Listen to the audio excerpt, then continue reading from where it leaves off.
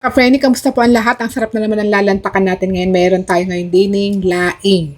Yan, spicy laing sa gatat na may hipon. Nilagyan ko ng hipon para mas malasa yung laing natin. Tapos meron ako ditong longganisa. Yan mga ka-friendly, thank you Lord sa blessing. Kain tayo. Gutom na naman ang anak ng inay. Kain tayo. Hindi muna tayo. Itong longganisa. Sweet longganisa.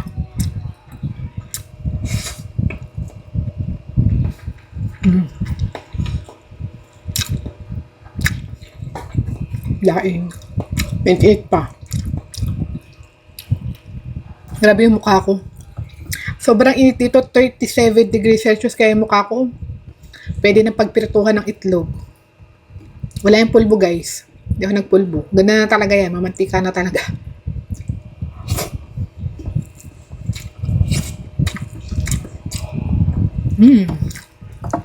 Sarap talaga ng laing.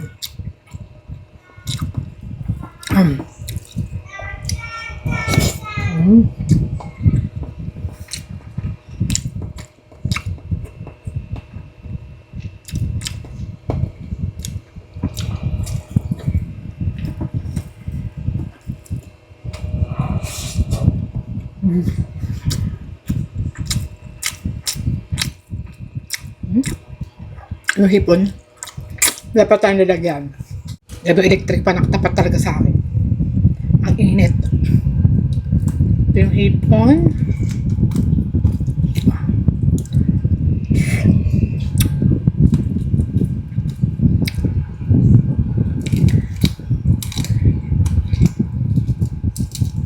Ayan. Thank you nga pala sa nagbigay ng ating hipon ngayon. Magkano na bang hipon ngayon sa atin guys? Sigurado mahal. Mahal ang seafoods.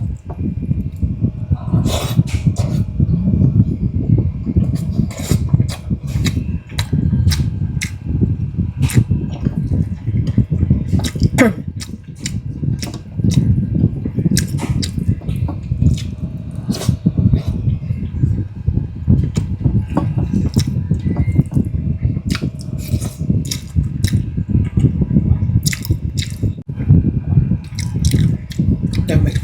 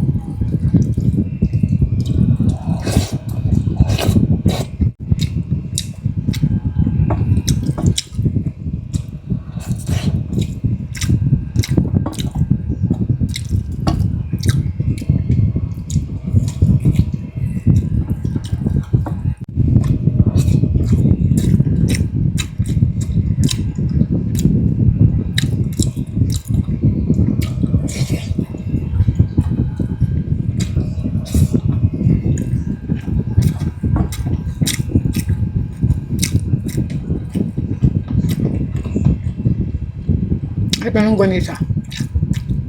Siguro in a year twice lang ako nakakakain ng longganisa. Kasi hindi naman laging available ang longganisa dito. Hindi katulad sa atin sa Pinas.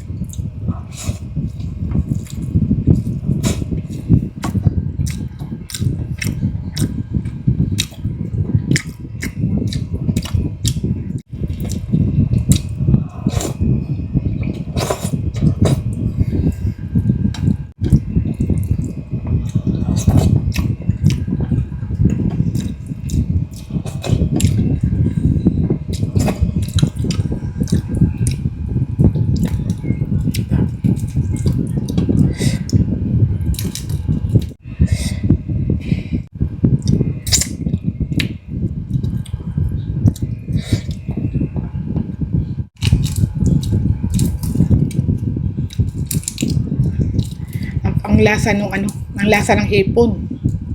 Lasang lasa sa laing. Bagay talagang hipon sa laing.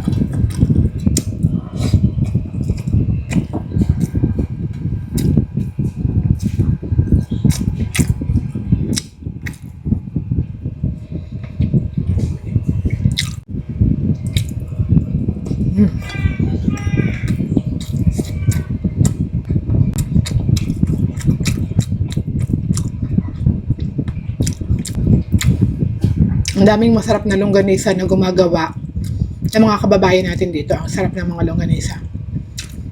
Ang tocino lang ang